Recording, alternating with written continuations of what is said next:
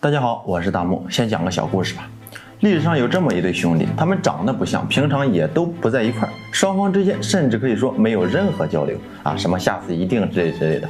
但只要有一个出现，另外一个必定随后就到，无一例外。这两兄弟的名字，一个叫饥荒，一个叫动乱。仔细想想，是不是这样？前2天大木看到这样一个新闻，标题很吓人。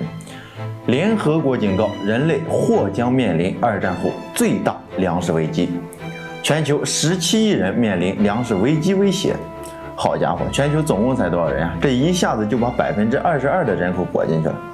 网上类似的消息更是不在少数，而且有的发布日期甚至能追溯到好几年前。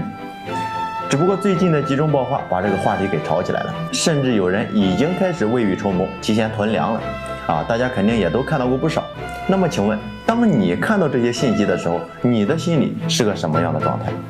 有没有那么一瞬间，突然也升起一种加入囤粮大队的冲动？反正我自己是有，那些个标题实在太让人心慌了。但是在这里，大木还是建议大家别冲动，保持理性，让他们再飞一会儿。即便一定要囤，也希望大家是因为疫情而合理囤粮，不要再像03年非典那样草木皆兵，本身不缺盐，结果硬是被囤盐大队给折腾的缺盐了。不知道过了这么些年，那些人的盐吃完了没有？因为在我看来这次的粮食危机并不是真正意义上的粮食危机，更像是一个怎么说呢？贼喊捉贼，偷换逻辑之后的伪概念。真正的粮食危机是什么样？看看历史，灾荒之年颗粒无收，动乱之年更是赤地千里，饿殍遍野，这才叫粮食危机。都没有粮食，谁都没得吃。回过头我们再看看现在的情况，或将面临2战后最大粮食危机，而且是全球性的。那么根据字面意思理解，无非就是世界上粮食不够了现有的粮食无法支撑人类正常消耗。可是我看到的怎么是2021年世界谷物产量为27.91亿吨，相比2020年还增长了0.7%。2022年的报告还没出来但是根据能搜集到的信息来判断，2022年美国、印度、俄罗斯、中国等等产粮大户基本都是同比增长，屡创新高。2021年，美国甚至还搞出了一个骚操作，腾出了47.7%的粮食，专门用来制造生物燃料。已经活活的用粮食制造燃料了，全球粮食产量肯定是足够的呀。中国更不用说了，骨子里就刻着高筑墙广积粮的基因，光是库存就够自家兔子活1年了。国际上更是有不少忽视中国人口数量，无端指责中国囤粮的声音。缺粮肯定是不可能缺粮的，那怎么突然就要爆发粮食危机了呢？还是全球性的粮食危机？这不合理啊！那就只剩下一个答案了：分配不均。毕竟这个世界上还是有很多国家自身不产粮，单靠进口保证粮食供给的。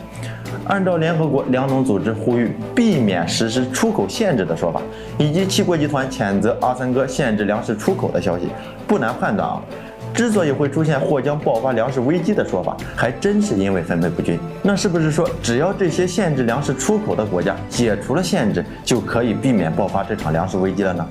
明摆着这是最直观的答案了。可问题，这个答案是最正确的那个答案吗？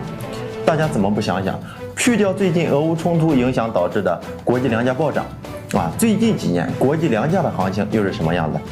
不知道不要紧我来告诉你，就算没有俄乌冲突，国际粮价也已经连续涨了2年了。之所以现在才爆发，是因为今年的供货端突然供给无力了，也就是产粮的国家突然限制粮食出口，撂挑子不卖了而且不止阿三哥一个。印尼、塞尔维亚、匈牙利、保加利亚等多个国家基本都宣布了限制粮食出口的消息，这合理吗？按照正常的逻辑俄乌冲突之下，国际粮价暴涨，多好的一个赚外快的机会上赶着都来不及，怎么会有人突然撂挑子不干了？同时还得背负一个引爆世界粮食危机的骂名，可能吗？事出反常必有妖同志们。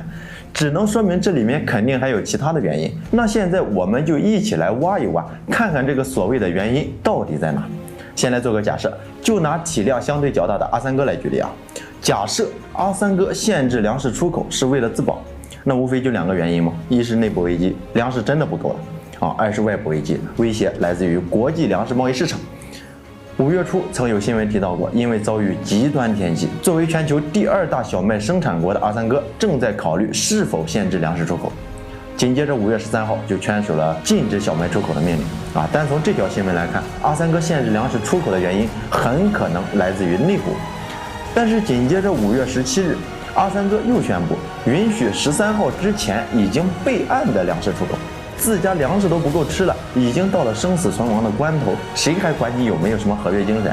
这不是开玩笑吗？而且这些订单不是小数呀，足有150万吨，加上之前4月份的出口数量，2个月的出口量就达到了之前1年出口量的一半。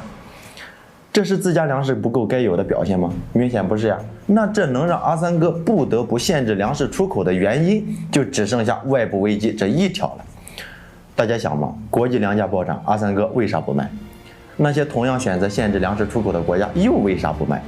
摆明了里边存在陷阱，能在国际粮食贸易中设下陷阱，还同时能影响到这么多国家，这得是一个什么样的存在？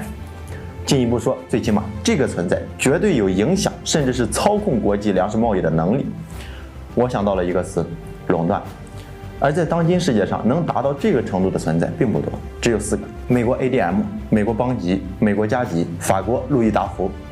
也就是我们平常说的全球 ABCD 4大粮商，光是这4家企业就掌控了全球80%左右的谷物交易量啊！单纯一个或许并不足以实现对国际粮食贸易的垄断，可问题在于这4个巨头向来同气连枝，干啥都是共进退。